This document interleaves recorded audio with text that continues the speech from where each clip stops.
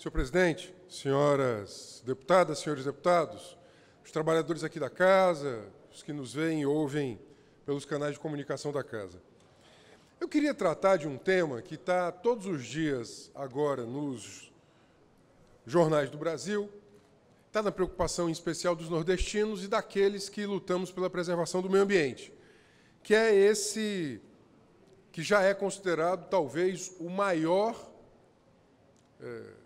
desastre ambiental, mesmo que não se saiba com precisão a sua origem, da história do litoral do Nordeste brasileiro, com o derramamento de óleo cru, de petróleo, que foi registrado de agosto para cá. Nós estamos agora no dia 15 de outubro, portanto, temos aí praticamente setembro, outubro, temos 2 meses em que há registros desse derramamento de óleo. O primeiro foi dia 30 de agosto. Eu tenho ofícios comunicando e solicitando à Capitania dos Portos e ao IBAMA providências de setembro.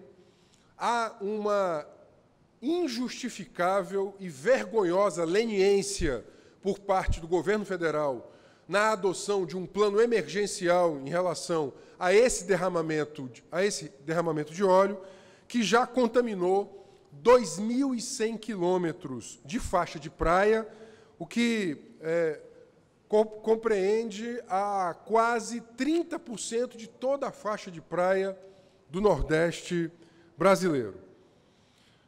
Já são 130 praias contaminadas.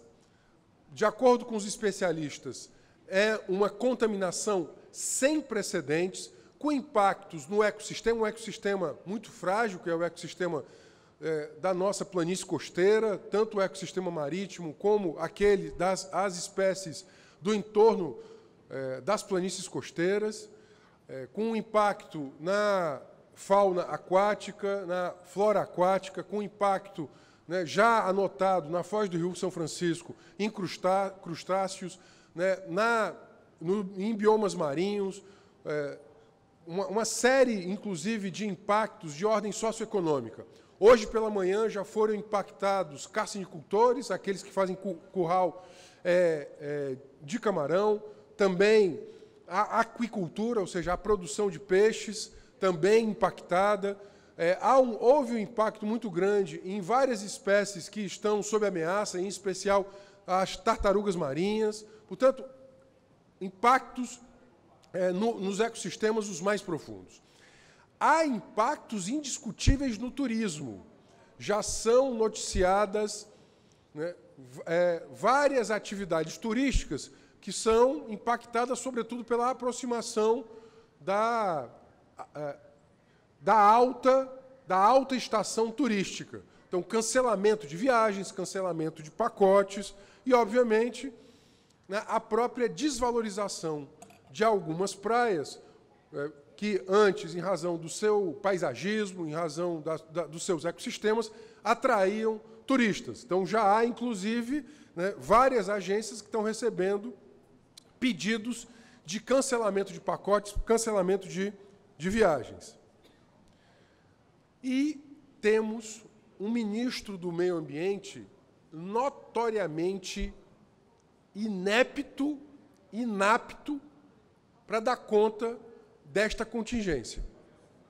Todos os pesquisadores que falam sobre o tema dão conta da necessidade de um plano de gerenciamento de crises, de um plano de contingências. Este plano ele precisa ser acionado para gerar segurança. Pasmem, a Justiça Federal do Sergipe teve que obrigar o governo federal a fazer barreiras para contenção do alastramento do óleo. Você ouve o ministro do Meio Ambiente da raiva, muita raiva, porque nota-se que ele é incapaz de dar conta do tamanho da crise e, ao mesmo tempo, nota-se a incompetência daquele senhor para ocupar uma pasta com tamanha delicadeza, sobretudo do ponto de vista técnico. A única coisa que ele consegue dizer é que estão sendo tomadas todas as providências, quando nós sabemos que não estão sendo tomadas, até porque a Justiça Federal foi obrigada, diante da inépcia deste governo, repito, é um governo formado por ineptos em todas as áreas, e a área ambiental talvez seja uma das mais delicadas a essa tomada de posição deste governo. Repito, é um governo tomado por ineptos diante de uma crise como essa. Porque é uma crise que merecia investigação, utilizando-se, inclusive, telemetria e imagens produzidas por satélite. Ela precisava disso, ou seja, um vazamento de óleo desta magnitude, ele pode ser percebido por imagem de satélite. Ele pode ser percebido por imagem de satélite. Precisa de um plano de contingência, um plano esse de contingência que ele não é, repito, acionado por inépcia desse governo, e, obviamente, as salvaguardas ambientais. Bom, isso só nos faz relembrar o perigo que é a nossa dependência, dentre outras coisas, da matriz petrolífera. Em primeiro plano, o petróleo, que obviamente foi a locomotiva, a matriz energética fundante do século XX, traz em si um perigo gigantesco, tanto na sua produção como no seu consumo, tendo em vista a queima de hidrocarbonetos. Portanto, é muito importante que, num momento como esse, porque nós no Ceará, nós no Nordeste brasileiro, nunca tínhamos sido atingidos com um acidente destas proporções. Destas proporções. Se você pega litoral do México, né, por exemplo, que nessa década já teve algo assemelhado com vazamento de óleo, né, a opinião pública ela estava muito mais alerta do perigo que é a aproximação da produção. Por isso, da necessidade de tomada de salvaguardas. Portanto, essa é a primeira questão. A segunda é a necessidade de investimento em proteção ambiental. Ter plano de contingência diante da órbita de risco, coisa que ficou provado que o Brasil não tem, sobretudo, repito, pela inépcia desse governo. Coisa que não tem. Não adianta. Veja, o registro é de 30 de agosto. É de 30 de agosto. Nós estamos em outubro e a Justiça Federal obriga o governo federal a tomar as medidas. Ou seja, é de uma lentidão institucional, uma cadeia de irresponsabilidades e leniência, que é absurdo. Ou seja, com 24 horas do registro, no início de setembro, eram para ter sido acionadas, né, as medidas necessárias a essa contingência, coisa que não foram.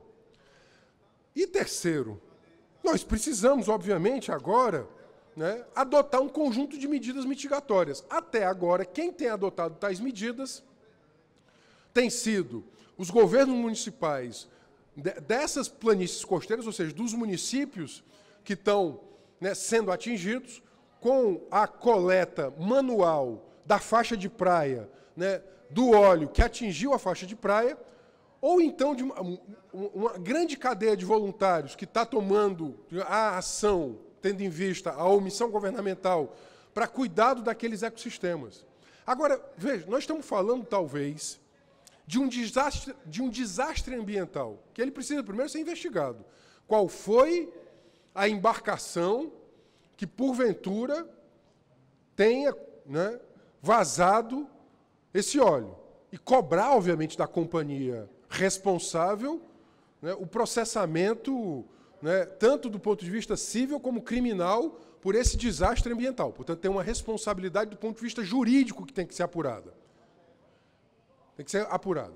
Mas o que fica evidente é que nós vamos precisar adotar medidas mitigatórias imediatas, ou seja, como é que vai ser a recuperação do turismo nessas 130 praias, nesses 2.100 quilômetros de faixa de praia que são atingidos. Segunda medida mitigatória, como é que vai ficar a recuperação dos ecossistemas marinhos que estão sendo atingidos? Para isso precisa de recurso. Precisa de recurso. Recuperar ecossistema atingido por vazamento de petróleo vai ser muito caro. Isso precisa, portanto, de um aporte de recursos. Terceiro, o estabelecimento, obviamente, das responsabilidades para um plano de contingência, para que isso não se repita no futuro. É óbvio que esse ministro do Meio Ambiente, que inclusive é condenado por improbidade administrativa, eu não canso de lembrar isso ao nosso ouvinte. Esse ministro do Meio Ambiente é condenado por improbidade administrativa quando secretário de Meio Ambiente de São Paulo foi. Ele foi secretário de Meio Ambiente de São Paulo, condenado por fraudar mapas de zoneamento ecológico. E foi condenado por improbidade administrativa. Portanto, esse ministro do Meio Ambiente, repito, inepto e inapto para a função, né, ele precisa, obviamente, o Ministério, não ele, o Ministério precisa adotar um conjunto de salvaguardas, né, para um plano de contingência. Agora, obviamente, na recuperação, por exemplo, do turismo, aí eu queria cobrar dos governos estaduais. E quero cobrar do governo do Ceará, sem falar dos outros governos nordestinos. Nós precisamos aqui também... Veja, não adianta delegar para cima. Eu já falei aqui nos primeiros 10 minutos do meu pronunciamento dos erros de leniência, falta de informação, falta de monitoramento por satélite, que causaram, obviamente, um desastre dessa magnitude. Agora, não adianta ficar delegando para cima. O governo local ele vai precisar também, sobretudo em convênio com os governos municipais, tomar um conjunto de posições relativas, em especial, à recuperação da aquicultura, à recuperação desses ecossistemas marinhos, porque atingem milhares de cearenses que vivem ou do turismo, ou da pesca artesanal, ou da aquicultura. Portanto, que vivem em planícies costeiras. Esses impactos, né, vão ainda ter um impacto maior a depender das medidas tomadas na vazão do São Francisco. E isso pode impactar tanto a matriz energética, no médio prazo, como, inclusive, o abastecimento das cidades, que vivem também dos reservatórios da bacia do São Francisco. Isso vai obrigar, por exemplo, que governos como o nosso também adotem salvaguardas de médio prazo em relação a esses dois temas. Eu queria conclamar que a Assembleia Legislativa tivesse uma posição mais altiva e assertiva. Estamos vendo aqui, repito, aquilo que pode ser o maior desastre ambiental da história da costa nordestina, e é preciso que os legislativos nordestinos eles adotem vozes mais corajosas, mais altivas, e que cobrem mais. Me parece estranho que as notícias sejam, sobretudo, dos telejornais nacionais, da comunicação em nível nacional, e que as falas sejam, sobretudo, de falas ou dos órgãos ambientais de outros estados, como eu tenho visto, em especial, dos estados mais atingidos, como Bahia e Sergipe, ou federais. Portanto, eu queria terminar fazendo uma provocação a este parlamento. Nós precisamos estabelecer alguma comissão especial, abrir algum diálogo com os órgãos ambientais locais, abrir algum diálogo com a superintendência do IBAMA local, cobrar do governador, por exemplo, que ele também adote uma posição mais assertiva em relação a isso. A impressão que tenho, e eu espero que não seja verdadeira, repito, por isso que eu chamo de impressão, é que as autoridades locais não tomaram em conta, com a devida e necessária preocupação, o tamanho desse desastre. O tamanho desse desastre. Eu estou aqui repetindo falas dos técnicos do IBAMA, dos especialistas, dos cientistas, daquilo que pode ser o maior desastre ambiental da nossa costa. E que, repito, lamento que ele se alastrou por esses 2.100 quilômetros de praia, porque o plano de contingência não foi acionado devidamente. Por isso que tem que ter análise de risco, plano de contingência. E, obviamente, permanente análise de satélite do nosso território. Ou seja, houve uma um encadeamento de equívocos, de ausências, de lacunas, de irresponsabilidades que agora estão impactando o turismo, a pesca artesanal, né, a aquicultura, ou seja, a cultura de peixe e de camarão no nosso litoral. E talvez demore para a gente se recuperar. Quiçá não, se nós tivermos a devida energia. Por isso que eu queria conclamar esse legislativo para ter energia para cobrar das autoridades federais e estaduais os investimentos necessários na recuperação desses ecossistemas. Muito obrigado.